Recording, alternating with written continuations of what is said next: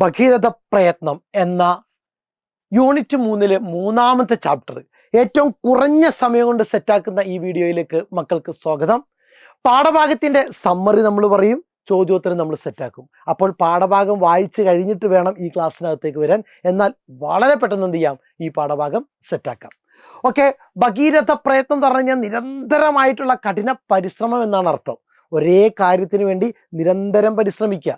നമ്മളൊരു കാര്യത്തിന് വേണ്ടി പരിശ്രമിക്കുമ്പോൾ 1 പരാജയപ്പെടും, 2 പരാജയപ്പെട്ടേക്കാം, 3 പരാജയപ്പെട്ടേക്കാം. അതിൽ നിന്ന് എന്ത് ചെയ്യരുത്, പിന്മാറരുത്. തുടർച്ചയായി പ്രവർത്തിച്ചു കൊണ്ടേയിരിക്കുന്നവർക്കാണ് ഈ ലോകത്തിൽ എന്തുള്ളത്, വിജയമുള്ളത്. അല്ലാതെ ഒരൊറ്റ തവണ കൊണ്ട് വിജയിച്ച ആരും തന്നെ എന്ത് ചെയ്യുന്നില്ല, ലോകത്തിലില്ല. ഭഗീരഥ പ്രയത്നം ഡോക്ടർ MS വല്യത്താൻ്റെ അനുഭവമാണ്. ഒരു ഇന്ത്യൻ കാർഡിയാക് സർജനാണ് ഡോക്ടർ MS വല്യത്താൻ. ഹൃദയരോഗ ശസ്ത്രക്രിയ വിഭാഗം, ഇന്ത്യൻ നാഷണൽ സയൻസ് അക്കാദമിയുടെ മുൻ പ്രസിഡന്റും ഇന്ത്യ ഗവൺമെന്റിന്റെ ദേശീയ ഗവേഷണ പ്രൊഫസറുമായിരുന്നു ഡോക്ടർ MS വല്യത്താൻ. പിൽക്കാലത്ത് ആയുർവേദത്തെക്കുറിച്ച് മനസ്സിലാക്കുകയും അതിൻ്റെ പ്രയോക്താവായി തീരുകയും ചെയ്തു. ആയുർവേദത്തിലെ മൂലഗ്രന്ഥങ്ങളായ ചരക സംഹിത, സുശ്രുത സംഹിത, വാഗ്ഭട സംഹിത എന്നിവയെ അധികരിച്ച് ഗ്രന്ഥരചന നടത്തുകയും ചെയ്തു. ഇന്ത്യയിലെ ആരോഗ്യ സാങ്കേതിക വിദ്യക്ക് നൽകിയ സംഭാവനകൾക്ക് 2005-ൽ പത്മവിഭൂഷൺ അവാർഡ് ലഭിച്ചിട്ടുണ്ട്. ആർക്ക്? നമ്മുടെ ഡോക്ടർ MS വല്യത്താന്. ഓർത്ത് നോക്കുക, അദ്ദേഹത്തിൻ്റെ അനുഭവം പറയാണ്. 1982-ലാണ് ഹൃദയത്തിൻ്റെ വാൽവ് വികസിപ്പിക്കാനുള്ള ശ്രമങ്ങൾ ശ്രീചിത്രയിൽ വെച്ച് ആരംഭിക്കുന്നത്. ആദ്യത്തെ 3 മോഡലും പരാജയപ്പെട്ടു. പക്ഷെ മടുത്തു മാറാതെ പരിശ്രമിച്ചു. അവസാന മോഡൽ 1 ഡസൻ ആടുകളിൽ പരീക്ഷിച്ചു. വിജയിക്കുമെന്ന് ഉറപ്പായി. വാൽവിൻ്റെ വികസന ശ്രമത്തിൻ്റെ ആദ്യ വർഷങ്ങളിൽ മറ്റു ഡോക്ടർമാരൊക്കെ കൂടെ നിന്നവരൊക്കെ മടുത്ത് പിന്മാറി. എന്നാലും പരിശ്രമം മുന്നോട്ട് നീങ്ങിക്കൊണ്ടിരുന്നു. വാൽവിൻ്റെ ഫ്രെയിമും മറ്റു വസ്തുക്കളും കൃത്യമായി തിരഞ്ഞെടുത്തു. കൃത്രിമ വാൽവ് തുന്നിച്ചേർക്കാനുള്ള പ്ലാസ്റ്റിക് ഫാബ്രിക് കോയമ്പത്തൂരിലെ ഒരു കമ്പനി നിർമ്മിച്ചു തന്നു. വിജയിച്ച വാൽവ് വാണിജ്യാടിസ്ഥാനത്തിൽ മദ്രാസിലെ TTK നിർമ്മിച്ചു. ഇന്ന് 1,50,000-ലേറെ ജനം ആ വാൽവുമായി ജീവിക്കുന്നു. ഭാരതത്തിലെ ആദ്യത്തെ റോക്കറ്റ് വിജയകരമായി വിക്ഷേപിക്കുന്നത് വരെ തടസ്സങ്ങൾ പറഞ്ഞും കളിയാക്കിയും ജനങ്ങൾ ചിരിച്ചു. ഇവിടെയും അവസ്ഥ അത് തന്നെയായിരുന്നു. തുടക്കത്തിൽ ഒരുപാട് വിമർശനങ്ങളും പരിഹാസങ്ങളും കേൾക്കേണ്ടി വന്നു. ഭർതൃഹരി നീതി ശതകത്തിൽ പറയുന്നുണ്ട്, നീചരായിട്ടുള്ള ആളുകൾ തടസ്സം വരുമെന്ന ഭയത്താൽ ഒന്നും ആരംഭിക്കുകയില്ല. മനുഷ്യർ തടസ്സം വരുമ്പോൾ എന്തെങ്കിലും പരാജയപ്പെടുന്നു കരുതിയിട്ട് എന്ത് ചെയ്യുന്നു, ആ ശ്രമം ഉപേക്ഷിക്കും. എന്നാൽ ഉത്തമരായിട്ടുള്ള ആളുകൾ വിഘ്നങ്ങൾ അടിക്കടി ഉണ്ടായാലും പരിശ്രമിച്ചു കൊണ്ടേയിരിക്കും എന്ന നീതി ശതകത്തിലെ വാക്യം പറഞ്ഞുകൊണ്ടാണ് പാഠഭാഗം അവസാനിപ്പിക്കുന്നത്. സെറ്റാണല്ലോ. നോക്കുക, ആദ്യത്തെ ചോദ്യം, ഉത്തമരാവട്ടെ നിരന്തരം വിഘ്നമുണ്ടായാലും തുടങ്ങിയ കാര്യത്തിൽ നിന്ന് ഒരിക്കലും മാറുന്നില്ല. നീതി ശതകത്തിലെ ഈ വാക്യം പാഠഭാഗവുമായി എങ്ങനെ ബന്ധപ്പെട്ടിരിക്കുന്നു വിശദമാക്കുക. ഭർതൃഹരിയുടെ ഈ വാക്യം പൊരുൾ നിറഞ്ഞതാണ്, അർത്ഥമുള്ളതാണ്. ശ്രേഷ്ഠരായ വ്യക്തികൾ എത്ര തടസ്സങ്ങൾ ഉണ്ടായാലും അവരുടെ ശ്രമത്തിൽ നിന്ന് മാറുകയില്ല. ഹൃദയവാൾവ് നിർമ്മാണത്തിൻ്റെ തുടക്കത്തിൽ 3 പ്രാവശ്യം നിർമ്മാണം പരാജയപ്പെട്ടു. ചില ഡോക്ടർമാരൊക്കെ പിന്മാറി. എന്നാൽ വല്യത്താനും സുഹൃത്തുക്കളും മാത്രം അത് ഉപേക്ഷിച്ചില്ല. അദ്ദേഹം പലതവണ പരാജയപ്പെട്ടിട്ടും ശ്രമം നിർത്തിയില്ല. പൊതുസമൂഹത്തിലെ തിരസ്കാരം, അപഹാസ്യം എല്ലാം സഹിച്ചും ലക്ഷ്യത്തിലേക്ക് മുന്നേറി കഠിനമായി പരിശ്രമിച്ചു, വിജയം വരിച്ചു. അതാണ് പരിശ്രമത്തിൻ്റെ വിജയം. ഭർതൃഹരിയുടെ വാക്യം അർത്ഥവത്താകുന്നതും ഈ പാഠഭാഗമായിട്ട് ബന്ധപ്പെടുന്നതും ഇങ്ങനെയുള്ള നിരന്തരമായ പരിശ്രമം ഉണ്ടായതുകൊണ്ട് തന്നെയാണ്. ദെൻ നെക്സ്റ്റ്, ഭഗീരഥ പ്രയത്നം അർത്ഥം എന്താണ്? കഠിനമായ പരിശ്രമം എന്നാണ്. ഇത്തരത്തിലുള്ള കൂടുതൽ ശൈലികൾ വേറെ നോക്കാനാണ് ഭഗീരഥ പ്രയത്നം, വിസ്മയ വൃക്ഷം, പഞ്ചപാണ്ഡവർ, കുതിരക്കണ്ണി പോലെ, വടംവലി, മനസാക്ഷിയുടെ ശബ്ദം, ആര് പാടുന്നു അയ്യപ്പൻ പാട്ട്, കുപ്പായം മാറിയാലും സ്വഭാവം മാറില്ല. ഈ കാര്യങ്ങളൊക്കെ എന്ത് ചെയ്യുക, ഓർത്തു വെച്ചേക്കുക. ദെൻ നിശ്ചയദാർഢ്യവും ആത്മവിശ്വാസവും നമ്മെ ഉയർച്ചയുടെ പടവുകൾ താണ്ടാൻ സഹായിക്കും എന്ന വിഷയത്തിൽ, ജീവിത വിജയം നിശ്ചയദാർഢ്യത്തിലൂടെ എന്ന വിഷയത്തിൽ ഒരു പ്രഭാഷണം തയ്യാറാക്കുക. ഈ പ്രഭാഷണം എന്ന് പറയുന്നത് തന്നെയാണ് പ്രസംഗം. എന്ത് ചെയ്യണം, മക്കളൊന്ന് ഓർമ്മയിൽ വെച്ചേക്കണം. പ്രസംഗം തയ്യാറാക്കുക. ആദരണീയരായ പ്രസംഗമാകുമ്പോൾ ആദ്യം എന്ത് വേണം, അഭിസംബോധന വേണം. ആദരണീയരായ അധ്യാപകരെ, പ്രിയപ്പെട്ട കൂട്ടുകാരെ, നമസ്കാരം. ഇനി നമ്മൾ വിഷയാവതരണം. ജീവിതത്തിൽ വിജയിക്കണമെന്ന് ആഗ്രഹിക്കാത്തവരായിട്ട് ആരും ഉണ്ടാകില്ല. ജീവിതത്തിൽ വിജയിക്കണമെന്ന് ആഗ്രഹിക്കാത്തവരായി ആരും ഉണ്ടാകില്ല. എന്നാൽ ആ വിജയത്തിലേക്കുള്ള വഴി എപ്പോഴും പൂക്കൾ നിറഞ്ഞ പാതകളായിരിക്കണമില്ല. കുറേ കല്ലുകളും മുള്ളുകളും തടസ്സങ്ങളും നിറഞ്ഞ കഠിനമായ യാത്രയാകാം. ഇത്തരം ഒരു വഴിയിൽ നമ്മെ ഉറച്ച പാദത്തോടെ നയിക്കുന്നത് അത് നേടിയെടുക്കണമെന്നുള്ള നിശ്ചയദാർഢ്യവും ആത്മവിശ്വാസവുമാണ്. ഭഗീരഥ പ്രയത്നം എന്ന കഥയിൽ നമ്മൾ കണ്ടത് ഡോക്ടർ MS വല്യത്താൻ എന്ന ശാസ്ത്രജ്ഞന്റെ ഉദാത്തമായ കഠിന പരിശ്രമമാണ്. 7 വർഷത്തെ നിരന്തരമായ പരാജയങ്ങൾക്കിടയിലും രാഷ്ട്രീയ സാമൂഹിക സമ്മർദ്ദങ്ങൾക്കിടയിലും അവഹേളനങ്ങൾക്കിടയിലും അദ്ദേഹം പിന്തിരിഞ്ഞില്ല. കാരണം അദ്ദേഹത്തിന് വിശ്വാസമുണ്ടായിരുന്നു തൻ്റെ കഴിവിലും ലക്ഷ്യത്തിലും.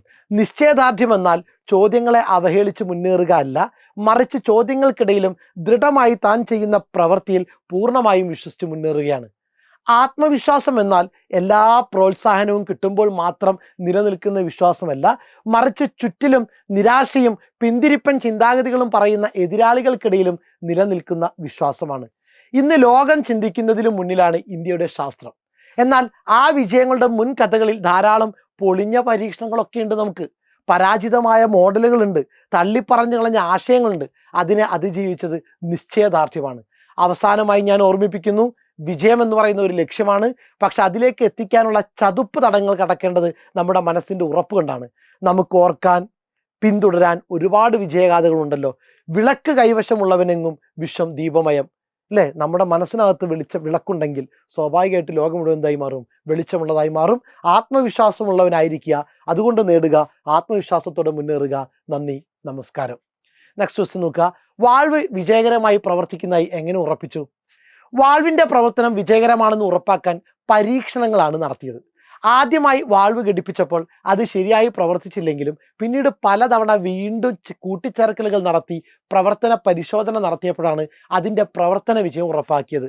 വാൾവിൻ്റെ വിജയകരമായ പ്രവർത്തനം ഉറപ്പാക്കാൻ നടത്തിയ പരീക്ഷണങ്ങളാണ് പ്രധാനമായും ശ്രദ്ധേയമായത്. ആരംഭത്തിൽ ഒന്നിലധികം തവണ പരാജയപ്പെട്ടെങ്കിലും അവയൊക്കെ പഠിക്കാനുള്ള മാർഗമായി കാണുകയും ഓരോ പരാജയത്തെയും അടുത്ത പരീക്ഷണത്തിനുള്ള മുന്നൊരുക്കമായി ഉപയോഗിക്കുകയും ചെയ്തു. പിന്നീട് നിർമ്മിച്ച വാൾവ് ഘടിപ്പിച്ച ശേഷം നടത്തിയ പരീക്ഷണങ്ങളിൽ വായുവിൻ്റെ ചോർച്ചയില്ലാതെയും നിയന്ത്രിത ശ്രമം സാധ്യമാകുന്നതായും കണ്ടപ്പോൾ അതിൻ്റെ വിജയകരമായ പ്രവർത്തനം സ്ഥിരീകരിച്ചു. വായുസ്രവം നിയന്ത്രിക്കാൻ വാൾവിന് കഴിഞ്ഞത് ഈ വിജയത്തിൻ്റെ സൂചനയായി എഴുത്തുകാരൻ വ്യക്തമാക്കുന്നു. ഇനി എന്താണ് ഭഗീരഥ പ്രയത്നം? ഈ പാഠഭാഗത്തിന് ഭഗീരഥ പ്രയത്നം എന്ന ശീർഷകം എങ്ങനെയാണ് യോജിക്കുന്നത്? ഭഗീരഥൻ ഗംഗയെ ഭൂമിയിലെത്തിക്കാൻ നടത്തിയ അതിസാഹസികവും ദീർഘകാലമുള്ളതുമായ അതിയായ പരിശ്രമം പോലെയാണ് എഴുത്തുകാരൻ തൻ്റെ വാൾവ് ആവിഷ്കൃതിയിൽ നടത്തിയ കഠിന പ്രയത്നം. സ്വർഗത്തിൽ ഒഴുകിയിരുന്ന നദിയായിരുന്നു ഭൂമിയിലേക്ക് കൊണ്ടുവരാൻ ആദ്യം ഗംഗയെ തപസ് ചെയ്തു, പിന്നെ ശിവനെ തപസ് ചെയ്തു, വീണ്ടും ശിവനെ തപസ് ചെയ്തു. അങ്ങനെ വർഷങ്ങളോളം നിരന്തര പരിശ്രമത്തിലൂടെയാണ് ഭഗീരഥൻ എന്ന രാജാവ് ഗംഗയെ ഭൂമിയിലേക്ക് കൊണ്ടുവരുന്നത്. അതേപോലെ ലേഖകൻ തൻ്റെ ആശയമായ വാൽവിൻ്റെ ആവിഷ്കരണം വിജയിപ്പിക്കാൻ നടത്തിയ ശ്രമം ഭഗീരഥ പ്രയത്നത്തെ അനുസ്മരിപ്പിക്കുന്നു.